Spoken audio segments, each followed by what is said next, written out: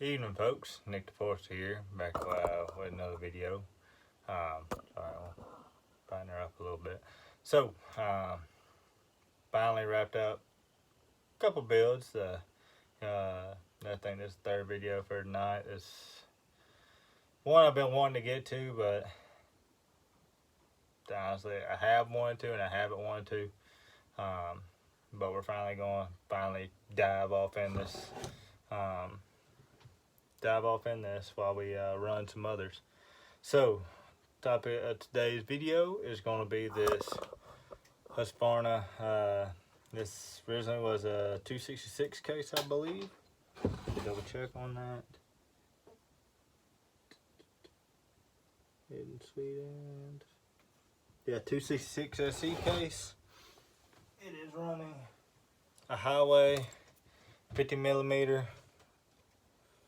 Cylinder, 266 cylinder, and piston, which is a XP style.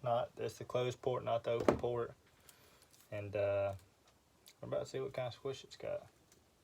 So, and if I remember right, it had a pop up in it. I'll pull the cylinder off later. I've set the cylinder and piston on a while ago, and we'll do it by hand first.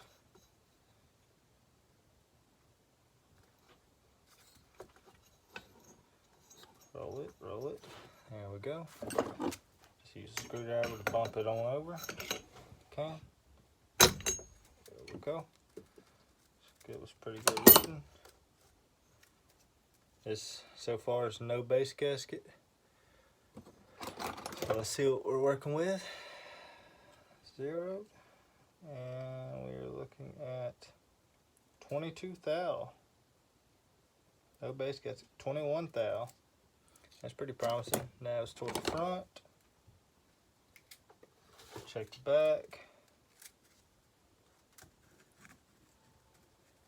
Roll it down some. Get this solder in there. I don't know. There we go. Roll it forward. There we go. Back it up. Forward, back. Back it up just a touch. Let's get this reading. Make sure we're zeroed out. Zero right there. 21 thou. 19, 18 toward the end. Hit about 18, 19 thou on the back side.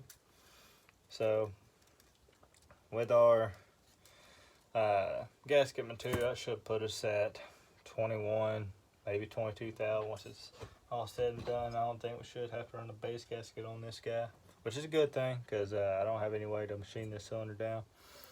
So we're just gonna roll off in this thing a little bit. Let's throw our timing wheel on. We'll try to get it. It should be. Try to get it as up to the top as we can. Somewhere right there.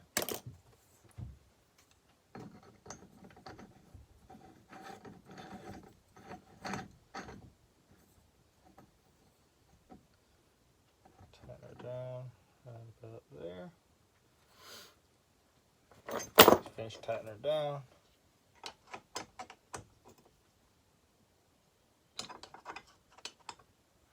One thing that does bother me, these is a good way to tighten. Set it out here toward the end. There we go. Just want to get her tight. That's all we're doing, just getting it tight. There you go. Now, turn her on and see what kind of stock numbers we're getting. So, we'll zero it out there. We got 0, 0. Make sure we're doing this as accurate as possible. I'm going to move it over here to the edge. Zero it again. It's at 1 degree. So we'll pull it down to where it closes on the intake, which is right about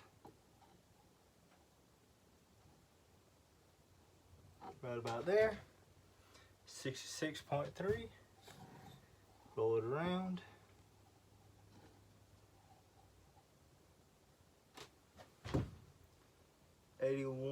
.3, so that's at 14 degrees. So we need to go back up to there. We'll pop it right about there. So let's see. We may have to pull off the coil to do this.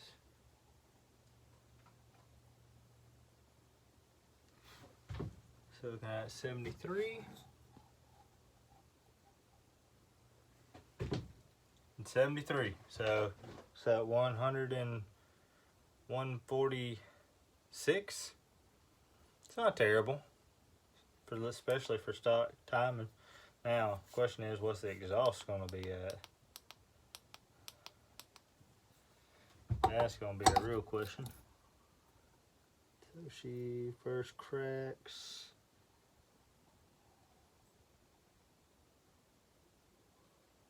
First crack is right there. 107. So that's definitely going to have to change.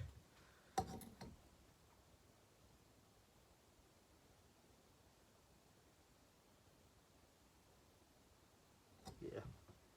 107, 108. So we're going to have to pull that one way on down. Or way up, actually. And transfers are going to open. And yeah, it is pop up.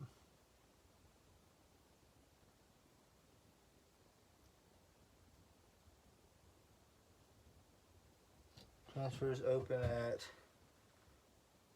one. No way they're opening that low.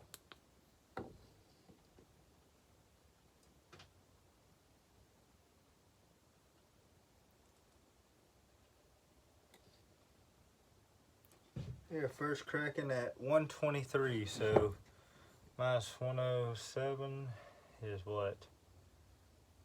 It's like 15, 16 degrees below down. That's pretty low.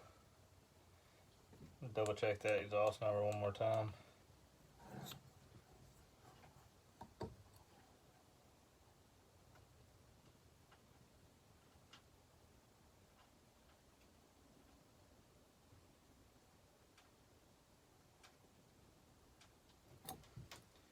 First crack's at about 106.5, so yeah, we'll round it back to 107, and then these transfers, come on, light, got a little more left in you than that.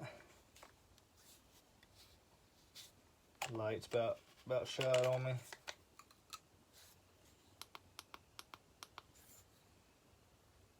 And she's dirty.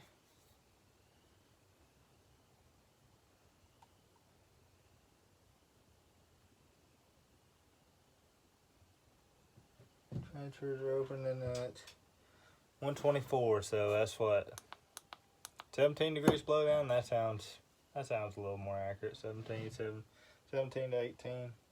Yeah, almost 125, so that'd be almost 18 degrees below down. So, all right, that gives us a baseline. So, squish, we may sit at, once we get the cylinder bolted down, we may sit at like 72, 106, and then the transfers may be 126. I mean, it's going to be whatever. The blowdown should be the same either way. Well, until I move the exhaust roof, but it's going to move a little bit with the gasket maker. So let's pop this back off and see what we're really working with. What you get with a highway, like I said, it's like a 268 cylinder, 268 XP. I didn't want to do a 272 cylinder. I wanted to leave it 50 millimeter. That way I can run it against my 266 SE and see kind of how it performs. That one's stopped besides a base gasket delete and the bigger carb that came on the later 268s, 272s. That's literally the only difference. I have enough parts to build this case into a full saw.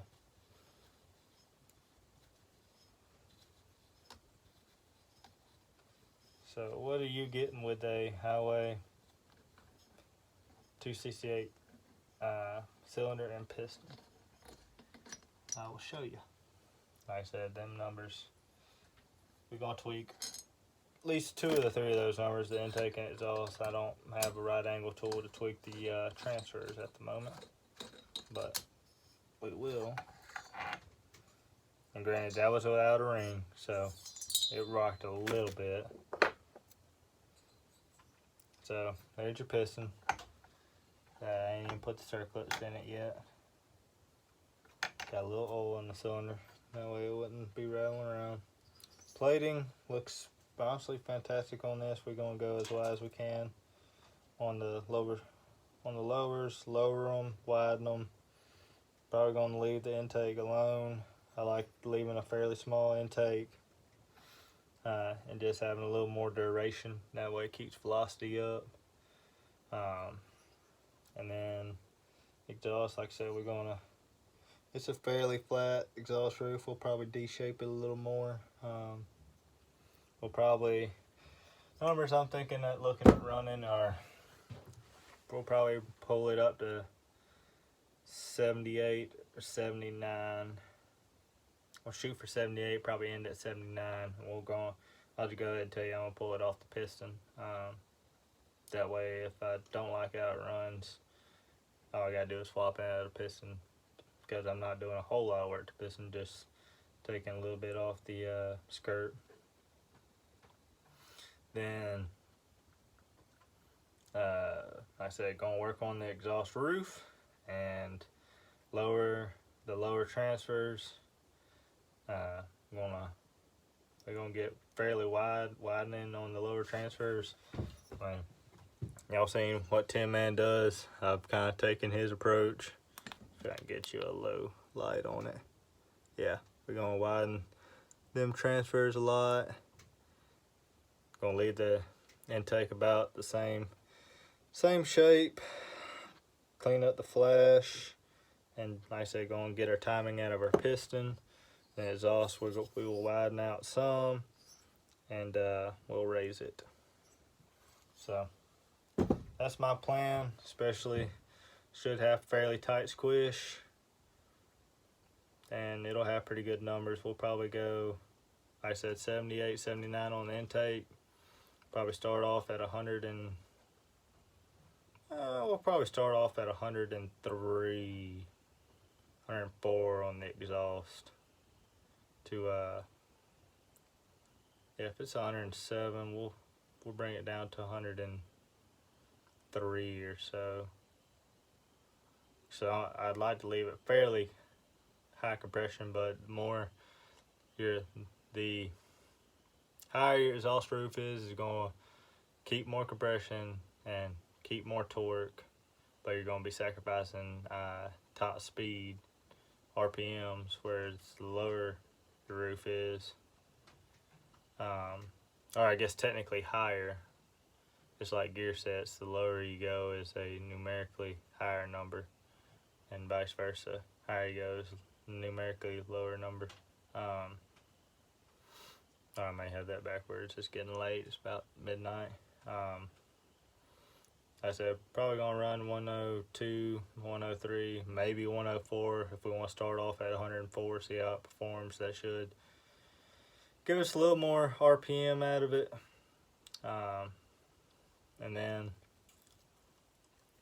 we could always pull it back off, drop it down to 103 or 102. I mean, that won't be much at all, nothing of grinding. And but I don't think I'd go any lower than 102, 101, because I don't want to be a screamer. I mean, it's not going to be a race saw, because I don't have the ability right now to mess with the upper transfers.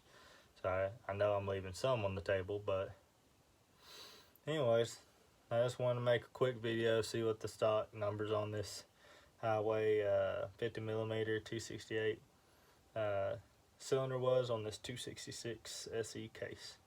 So hope y'all enjoyed the video. Hope y'all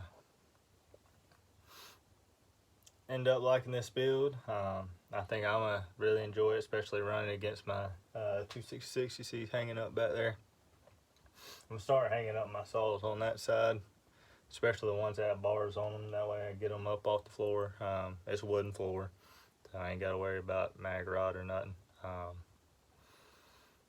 And then yeah, really excited to run this versus that stock, or mostly stock 266 SE, and kind of give a comparison of stockish versus ported. Like I said, same bore, same stroke, same cases actually, well, model cases. But I hope y'all are excited. I'm excited about this build, and I just want to say I appreciate all y'all for watching. I really enjoy all the comments, and if you don't mind, like, subscribe, and tell your friends. Till next time, hope y'all have a great week and a great weekend ahead, and keep on cutting. Thanks, y'all.